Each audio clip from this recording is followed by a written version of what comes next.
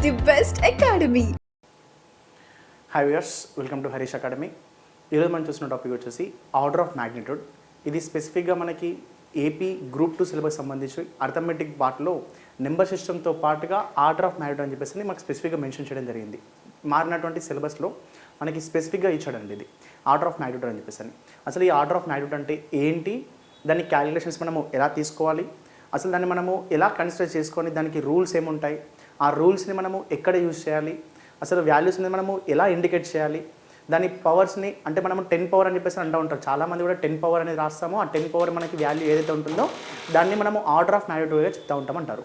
అది యాక్చువల్లీ ఏంటంటే ఫిజిక్స్లో మనకి భౌతిక శాస్త్రంలో కొన్ని పరిమాణాలను చెప్పడాన్ని, లేదంటే ఒక భూమి యొక్క బరువుని, ద్రవ్యరాశిని, ఇలా మనము వెక్టార్ క్వాంటిటీస్ని మనం చెప్పే విలువలన్నింటినీ మనము మినిమైజ్ చేస్తూ 10కి పవర్గా రాస్తూ ఆ 10కి పవర్ రాసినటువంటి ఆ పవర్ వాల్యూ ఏదైతే ఉంటుందో దాన్ని మనం ఆర్డర్ ఆఫ్ మ్యాగ్నిట్యూడ్ అంటాం అన్నట్టు.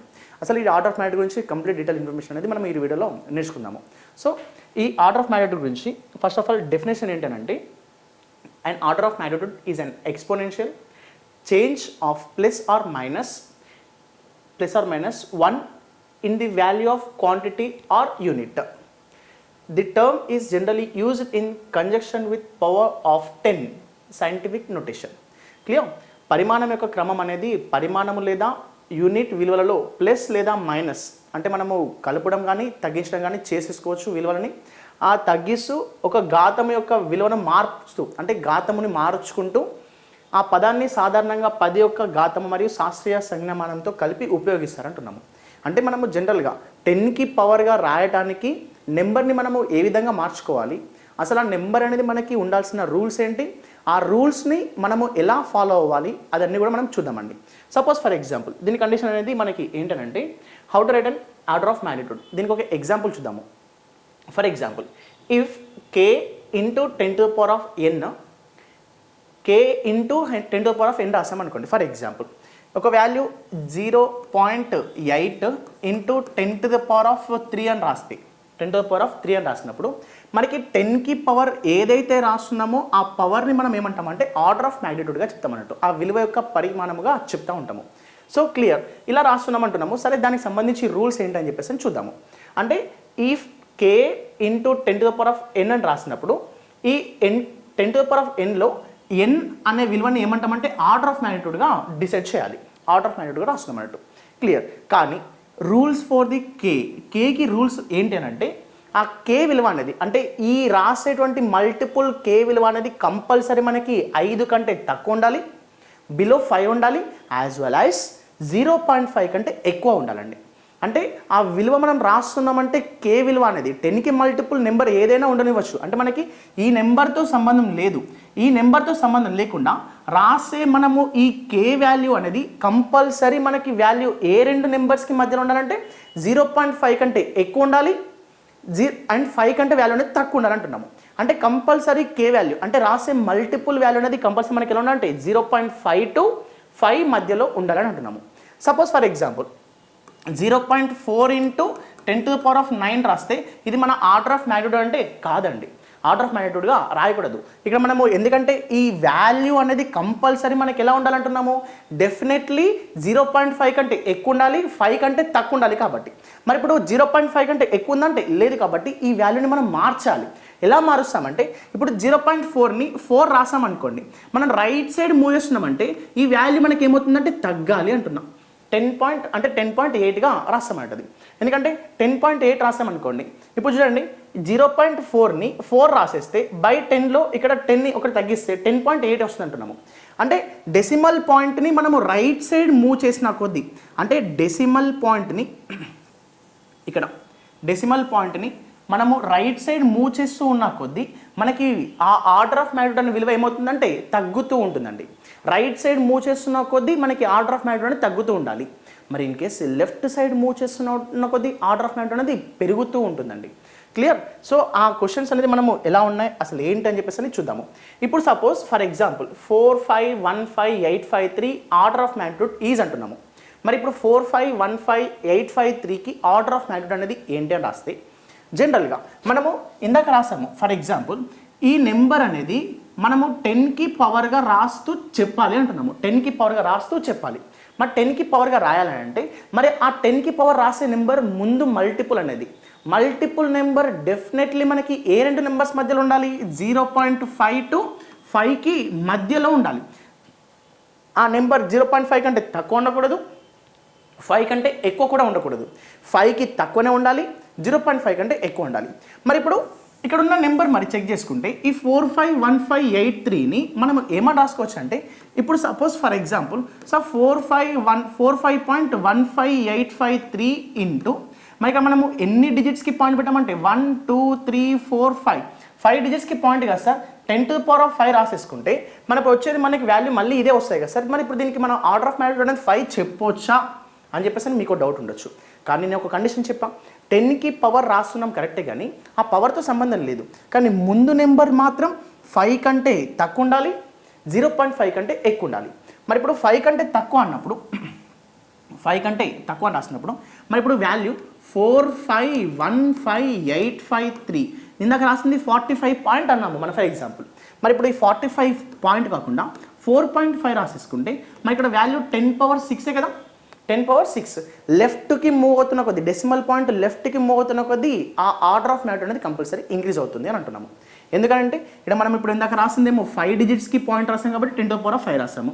మరి ఇప్పుడు నేను 6 డిజిట్స్ రాస్తున్నా 4.515853 ఇంటూ 10⁶ అని రాసినప్పుడు ఇక్కడ మనకి ఆర్డర్ ఆఫ్ మ్యాగ్నిట్యూడ్ ఎంత రాస్తున్నామంటే 6.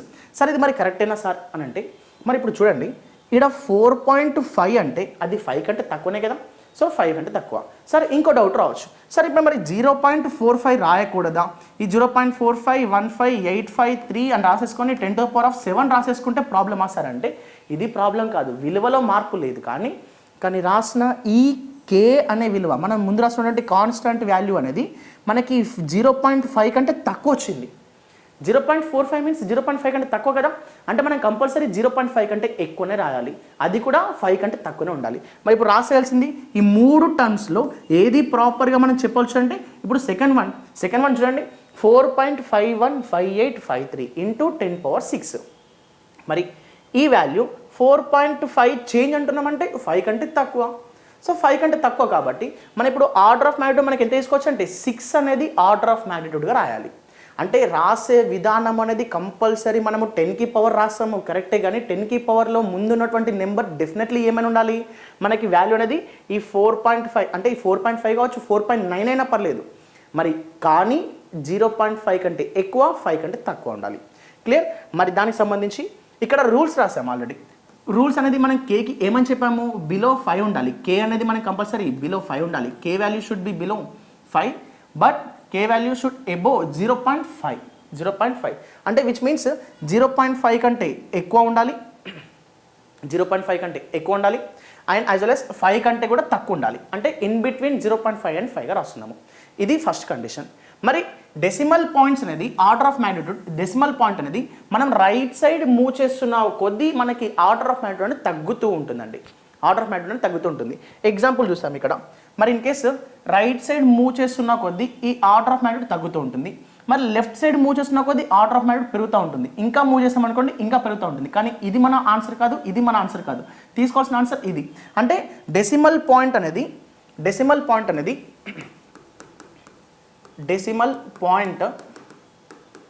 when moving right side order of magnitude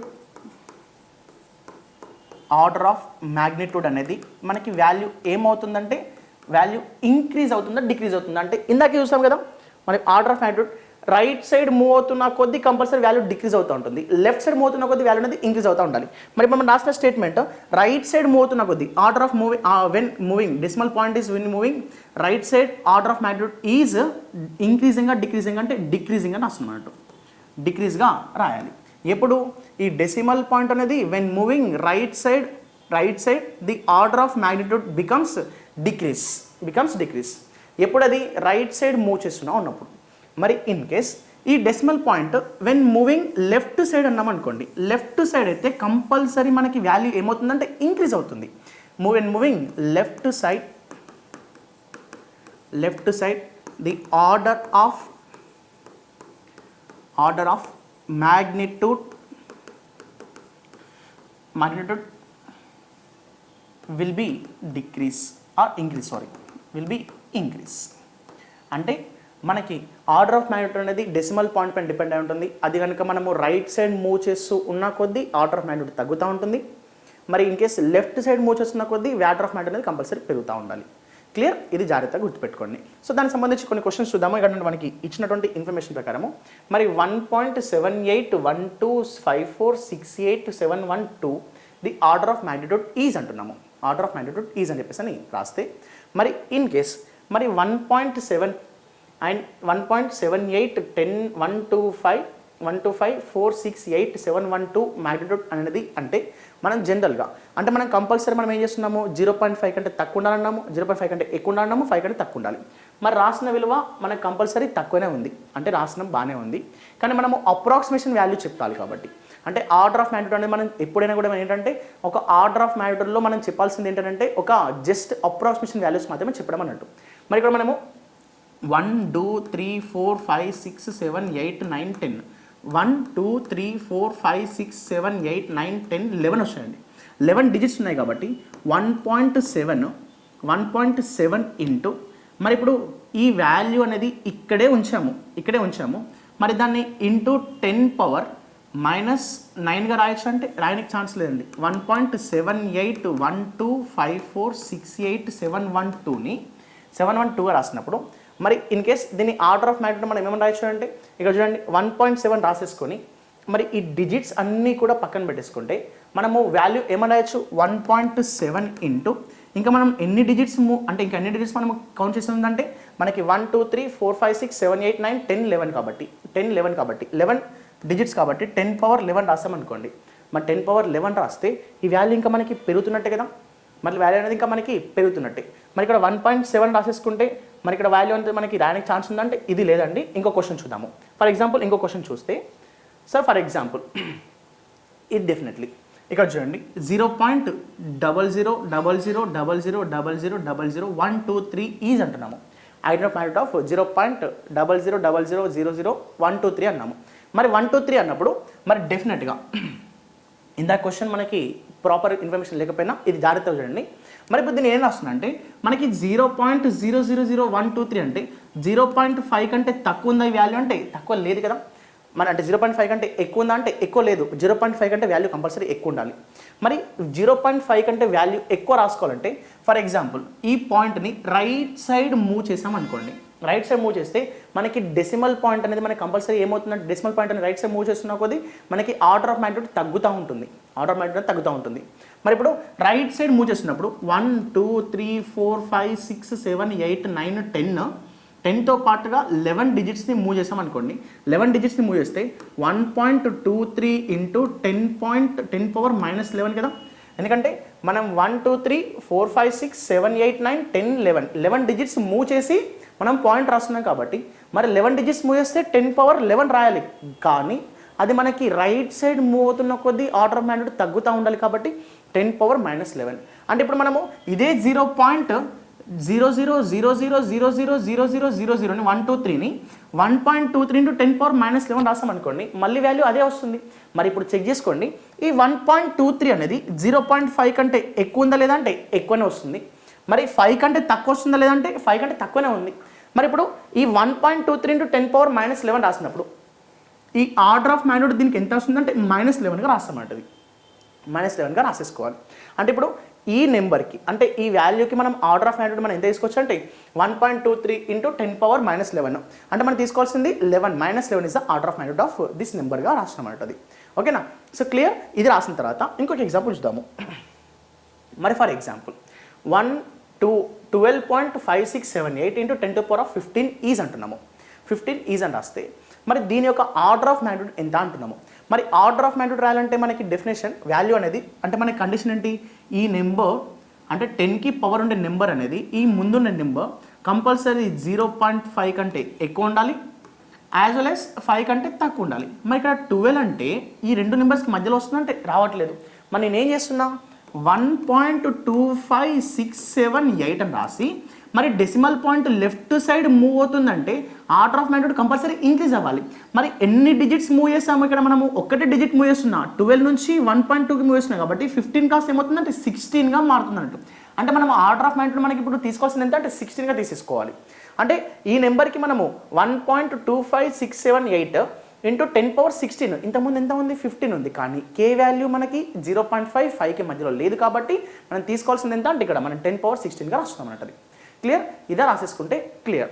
మరి ఇంకో క్వశ్చన్ చూడండి ఒకసారి.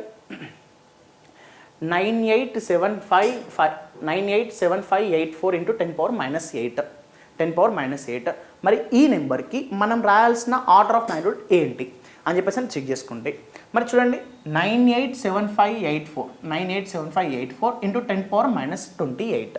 మరి ఇప్పుడు లెఫ్ట్ సైడ్కి మూవ్ అవ్వాలా, రైట్ సైడ్ మూవ్ అవ్వాలా, మనం ఆర్డర్ చెక్ చేసుకుంటే ఫర్ ఎగ్జాంపుల్ మరి ఇప్పుడు 987584ని ఒక 4 డిజిట్స్కి పాయింట్ పెట్టేసుకుంటే అంటే ఇప్పుడు మనము ఫర్ ఎగ్జాంపుల్ 987584 ఈ డిజిట్స్లో ఇన్ కేస్ 9 పాయింట్ పెట్టామనుకోండి, 9.8 అంటే మనము వాల్యూ 5 కంటే ఎక్కువ అవుతుంది, మనకి 5 కంటే తక్కువనే ఉండాలి.